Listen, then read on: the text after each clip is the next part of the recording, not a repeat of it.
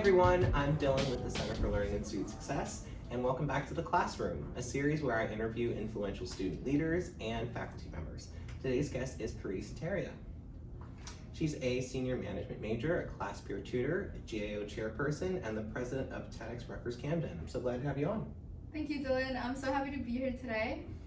The Learning Center has been such a valuable part of my campus journey the past few years, and I'm honestly super happy to be here. Yeah, so we're going to jump right into it. So you're very active on campus as a student leader. You're probably one of the busiest people that I know, and you're definitely one of the busiest students on campus. So I guess my question would be, how do you manage your workload? What does time management look like for you? What strategies do you use just to stay efficient? Yeah, so something that I really value for myself is prioritization. I always, at the beginning of every academic year, choose some campus commitments, some work, and my academics that I want to prioritize, and then choose like what's most important to me at that time, and probably go forward with those. And how I kind of move forward after choosing what my priorities are is honestly my planners. I love planning, and I have a weekly planner where I plan out, okay, like how many hours do I need this week to do what I want to do, and then just cut out things that aren't on my priority list. Yeah, do you think that planners as a strategy, do you think that that's something that everyone should use? Like, do you think that's, because like someone like me, I tend to try to do everything in my head, I'm running around, but would you say like doesn't matter whether or not you write stuff down normally or whatever, like planners aren't essential? Yeah, no, for sure. So I've honestly changed different uses of planners. Like sometimes I go virtual, Google Calendar, other times I go like actual journal, write it down like bullet journal vibe. It kind of depends on like what's most up your boat. So I don't know, I feel like everyone should definitely have at least one planner, but maybe I'm just speaking biasly. I would say there's different types of planners too, right? Like there's weekly planners, there's daily planners, there's monthly planners, like those calendar ones. Yeah. So I think it just depends on like how much you want to plan out your things, but a planner is pretty essential to actually remembering things, staying on track, being able to look at your priorities on a daily basis and deciding like, okay, these are the things I had to do today, these are my priorities, and not forgetting to do things. Yeah, definitely. And then like from like a stress standpoint, how do you manage that? I mean, obviously you're stressed because you're busy, but I mean you're able to keep going and kind of balance that part. Like how do you do that? I think that comes with, I keep saying the word priority a lot, but prioritize things that you're actually really like doing, that you're passionate about, that make a difference to you, because then I welcome the stress. Like things, for example, with TEDx Rutgers Camden, its own nonprofit, its own, like a national chapter. It's a lot. It is very stressful on a daily basis, but because I'm so passionate about TED, about TEDx talks, and bringing ideas worth spreading to our community, I feel good about it. I love the work that I do, and when I'm stressed, like I have the larger picture in mind, so it's not bad stress. I'm not like, oh, why do I have to do this? It's more like I can't wait for blank task to be done because I'm getting closer and closer towards my end goal. So I think the way to best manage stress is the kind of good stress in your life that comes with things that you love doing, that you're super passionate about, and it doesn't feel like stress anymore. Because you're thinking about the end goal. Yeah, you're like the purpose behind what you're doing. So like, oh no, blank vendor backed out last minute, now I'm gonna have to find someone else. Like that specific thing is stressful. Yeah. But the end goal, like what I'm doing for TEDx, for this conference, with my whole team, it's just so much more fulfilling. That specific task going awry is not as impactful to my stress levels. Yeah, no, that's a really interesting way of going about it. So like for you as a student leader, I guess what would you say like some of your end goals are? Like what drives you to just be so involved on campus? I think the things that I am probably most passionate about are the things that I choose to prioritize, once again with this whole theme that I started. But reason I chose student government and GAO chairperson work, or like TED, is because those are campus commitments that really matter to me. I genuinely care about advocacy, about making a change on campus, about standing up for for different things on campus, and then stuff with TED and bringing TEDx talks to our local community. So things that are most impactful to me that I really care about is why I choose those things to be such a big part of my life. Cool. So then the next question that I want to talk about is networking, which I feel like that word gets thrown around a lot, and it can have like negative connotations or be intimidating for people who don't want to put themselves out there. Like, full disclosure, I'm not always comfortable with networking. That's something I'm working on. Yeah. That's something that we've worked on together. Yes. Like, that's been a huge thing. We've had conversations about just like putting, just like getting out there more. Yeah. So I guess I would say, my question would be, how important do you think that is for every student to at least consider? Very important, Mm-hmm. especially coming from I'm a business major at the end of the day, so it's a very big part of the work I do. And I think it's just as important for every student. Let's say even for students that aren't business majors, like you're a med school student, it's just anyone. I think networking is important, and I completely agree. It's a word that gets thrown around a lot, and it does have different connotations. But I just see it as like meeting different people. It's just making connections. Yeah. So sometimes it's like, oh, I don't like small talk, and it's like, it doesn't have to be. It's not like going inside this room and then just telling this random person like, hey, I don't know, how are you? Yeah. How's the weather? Like, it's not. It doesn't have to be superficial. that. It can be active networking that's very purposeful. And the way I do this is through informational interviews. Like, I use LinkedIn a lot, and then I use different databases at my jobs a lot too, where I speak with people intentionally. Like, I set up a meeting with them to be like, I would love to know about your work, about your career development journey, about how you are at the position you got to be. I did that for an internship I had this summer, and I did so many different informational interviews with different executives of that company, and they were so beneficial for me because I'm sure people hear this a lot, but people actually do love talking about themselves, especially executives in larger higher up roles, and just like going up to them, like emailing them. I don't have access to them, but like emailing them and being like, hey, I'm this intern. I love your role. I want to be there one day, or I'm really interested in this role. I've never heard of it. Would love to set up like a 15-minute Zoom call to get to know you more, your position more, and how you got there. Most people said yes, especially because I was already an intern at the company. And it was so beneficial for me because I got to learn so much about them, their career development journey. They gave me so many tips, advice, and then I was able to make this connection that is probably going to stick with me for a while. Like, they connected with me on LinkedIn. They offered to look over my resume for me. They offered to recommend me for a role on their team. Like, there's different things like that that have been so impactful just by just a 15-minute call and me taking the initiative to be like, hey, like, I'm sending this email. I really want to get to know you more. And people, like, they don't have anything in return. Like, they will willingly help other people out, especially if they see like it's an intern or someone new on the team. Like, most people will be pretty open to that kind of connection. But I think networking is very important. Networking has gotten me all of the jobs and positions that I have today.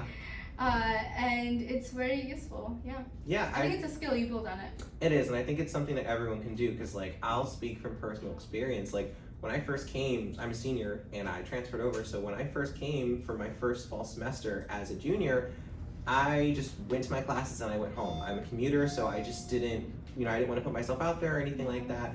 And then the class that we were in together, we were in an HR class. I don't know if I ever told you this, but the professor told us to make, get into groups. We had a group project, and you and the other people we were with started getting into a group, and I could have easily just like went to find someone else because there were a couple people, but you guys were like active in the class, and I was just like, they're gonna do their work, I can tell. So I went over to you guys and I was just like, hey, can I be a part of your group?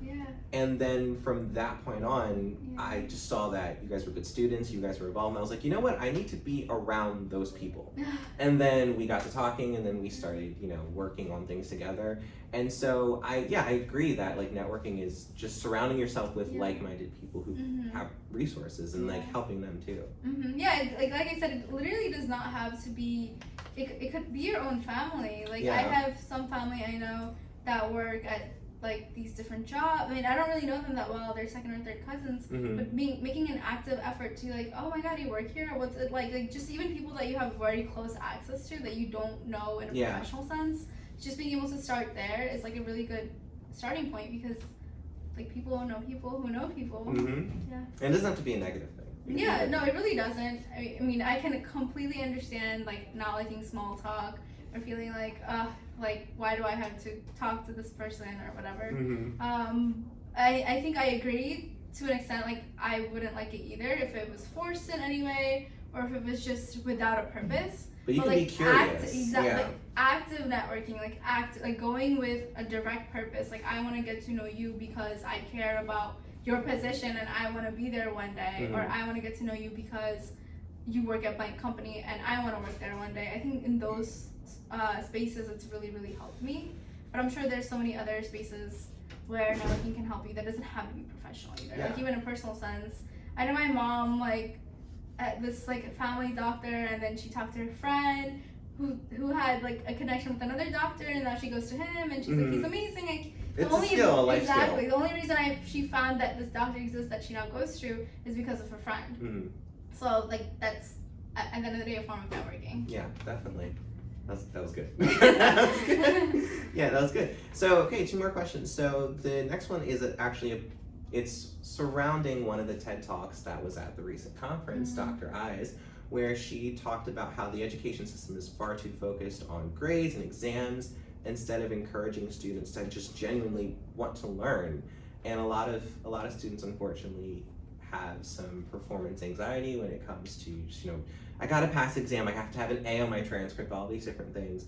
And the speaker suggests a philosophical disruption to just some of the educational philosophies that are, traditionally what we've learned to expect, just like, get an A on everything, all these different kinds of things. So would you agree with that? And if you do agree with that, how would peer tutoring kind of enforce more experiential learning instead of just passing an exam?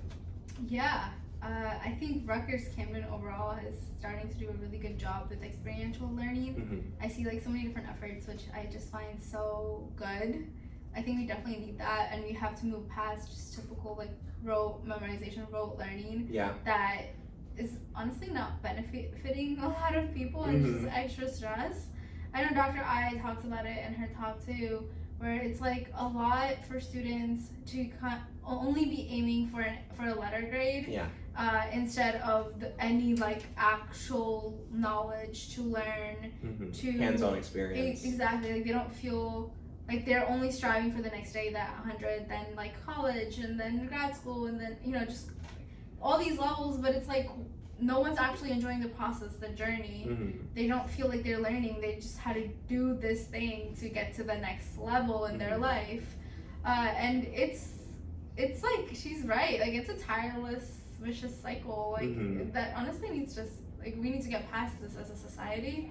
I mean, I took Calc 1, Calc 2, Calc 3. I couldn't really I couldn't tell you. Yeah, if you same. can put a problem in front of me right now, I would have to go back, watch another YouTube video, learn it again, and then solve it. I don't think it would be as hard. Maybe I could learn easier because I'm looking at it a second time. But I know for a fact that the things that I want to do in my life are probably not going to require anything of that sort. Yeah. So I'm not saying that we should learn calc. That is not what. But my point is, if a lot of our education was a lot more experiential, more hands-on, more project-based, more discussion-based, which I do see in a lot of my classes now, it does stick with me so much more. Like I remember those classes. I remember that material.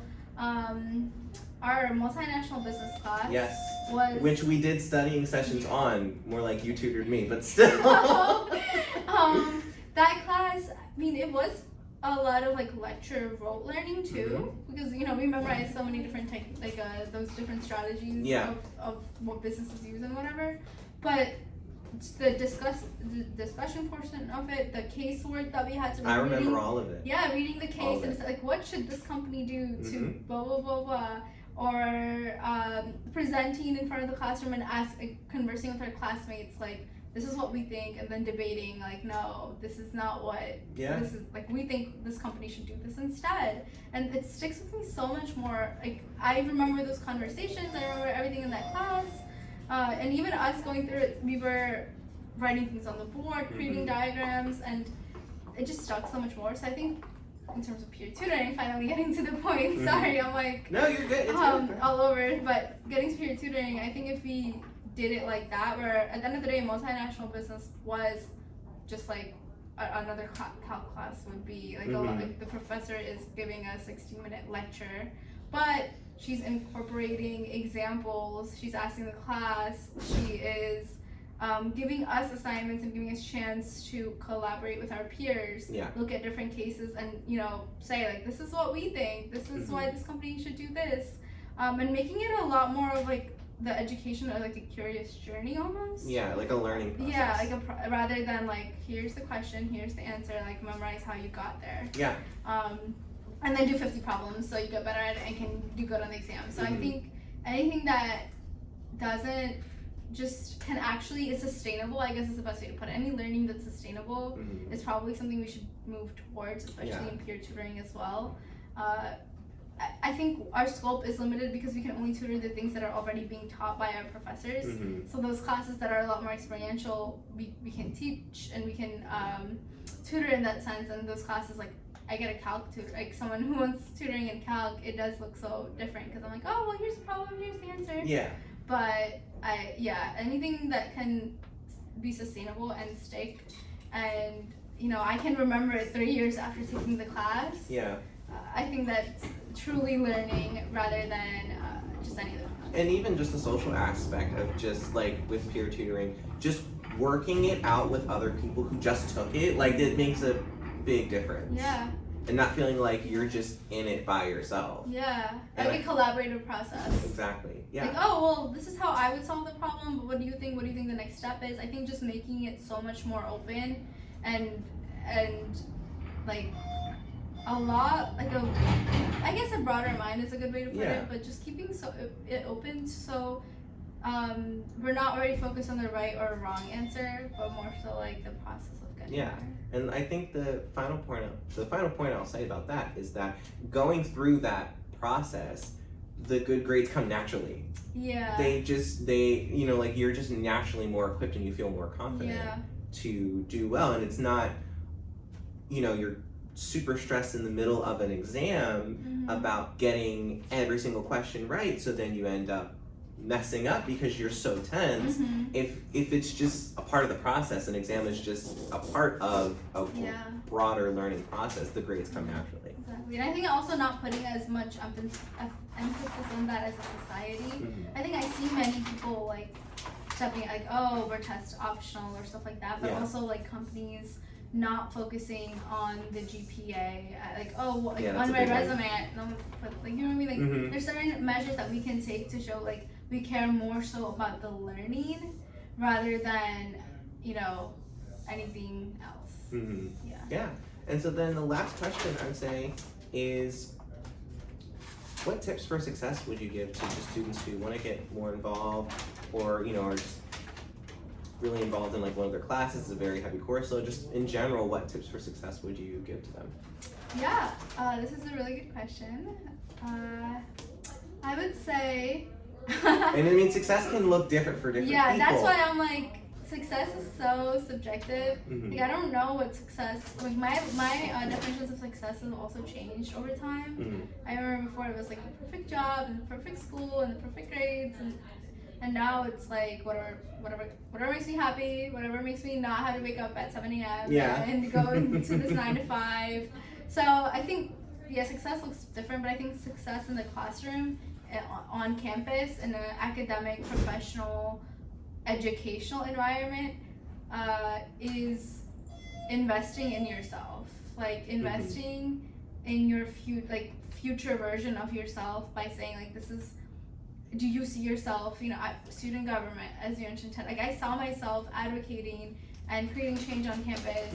I was so involved with TED and TEDx prior that I was like, I want something like this in my own life. I want to create a TEDx conference. You visualized yourself in that space, I want to, you know, go to grad school. Like different things that you envision for yourself is really important, and actually moving that forward and putting it into practice, honestly, is the best way to really, I think, get there. So yeah, invest in yourself, and focus on what the future version of you really needs, to then actually take active efforts and active steps to get there, whatever it may be. Joining a student, or getting that on-campus job, meeting other people. Maybe it's social, right? Like making friends, making connections. Stuff like that, yeah. Okay, great. Yeah, I totally agree.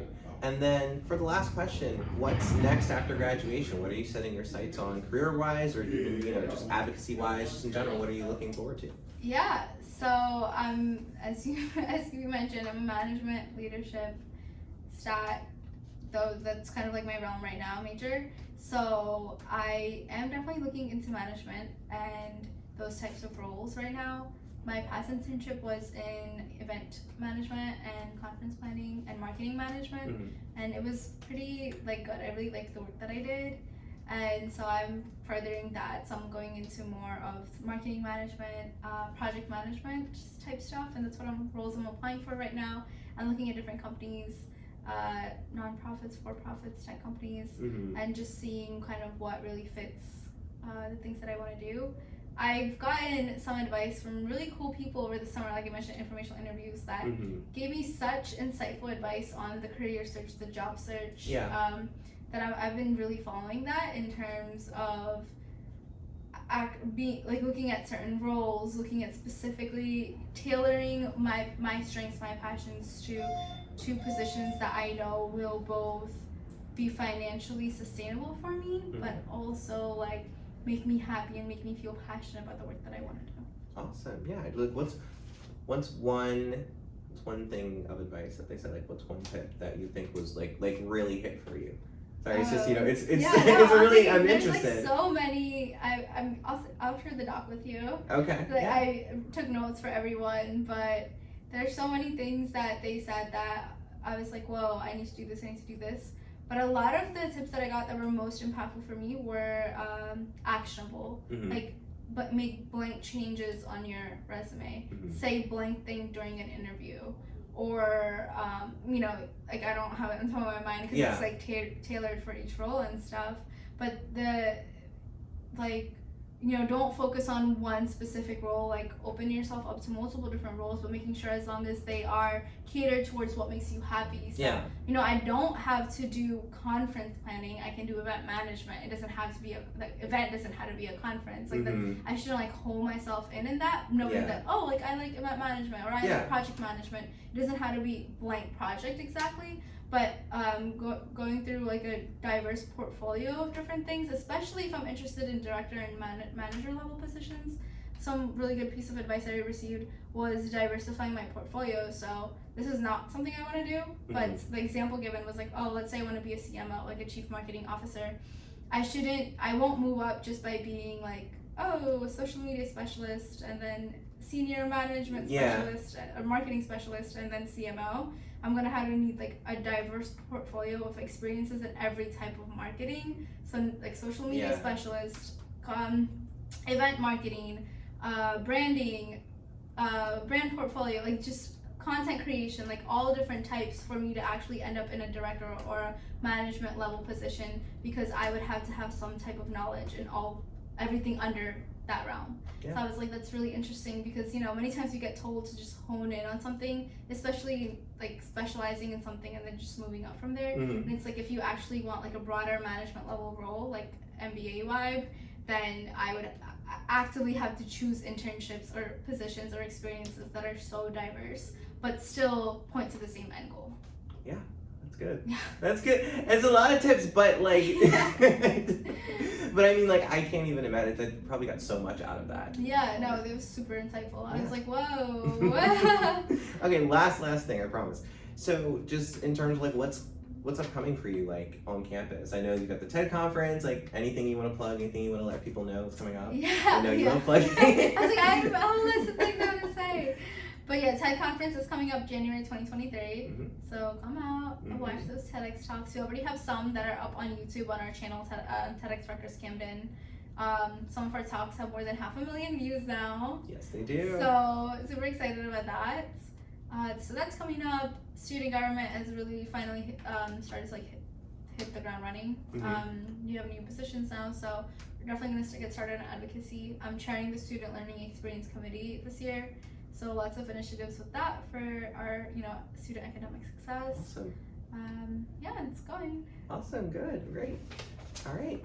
Well, that's all that I've got. I don't know if there's anything else that you have, but that's all I got. Yeah, no, thank you. This was a great conversation. Yeah, thank you. And I'm happy to be here. Yeah. Thank you guys for watching, and we'll be back next time.